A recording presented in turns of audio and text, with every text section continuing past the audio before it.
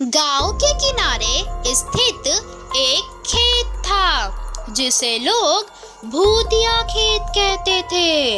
यह खेत बहुत बड़ा और सुनसान था। लोग कहते थे कि इस खेत में एक चुड़ैल रहती है जो रात के समय खेत के पास आने वाले लोगों को अपने जाल में फंसा लेती है।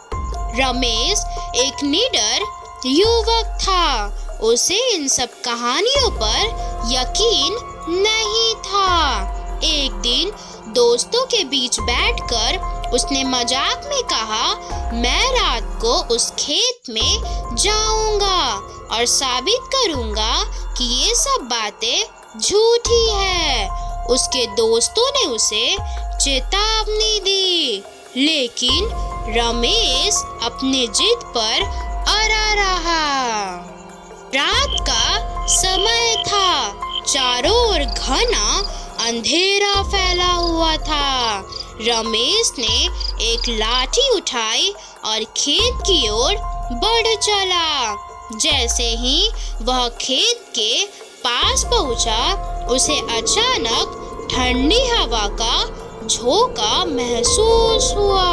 उसके कदमों की आवाज जैसे ही खेत की मिट्टी पर पड़ी, उसे लगा कि कोई उसे देख रहा है। रमेश ने खुद को संभाला और आगे बढ़ता रहा। तभी अचानक उसे एक औरत की परछाई दिखाई दी। रमेश की रूह कांप गई, लेकिन उसने हिम्मत न हारते हुए उससे पूछा, कौन हो तुम? चुड़ैल हंसने लगी, मैं वही हूँ जिसे लोग चुड़ैल कहते हैं। यहाँ से भाग जाओ, नहीं तो तुम्हारी भी यही हालत होगी जो औरों की हुई। रमेश को अब डर का एहसास होने लगा था, लेकिन उसने सोचा कि ये सब एक भ्रम है। अचानक हवा और भी तेज हो गई।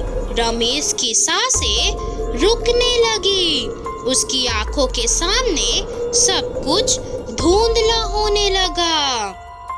अगली सुबह गांव वालों ने रमेश को खेत में बेहोश पड़ा पाया। जब वह होश में आया तो उसने कहा, वह सच में वही थी। मैं उसे देख सकता था। उसकी लाल आंखें, उसकी ठंडी हंसी, वह सच में चुड़ैल थी। इस घटना के बाद रमेश ने कभी उस खेत की ओर रुख नहीं किया और गांव के लोग अब उस खेत से और भी दूर रहने लगे। वे समझ गए थे कि कुछ रहस्यमयी शक्तियां उस जगह पर मौजूद थी, जिन्हें चुनौती देना मौत को न्योता देने जैसा था।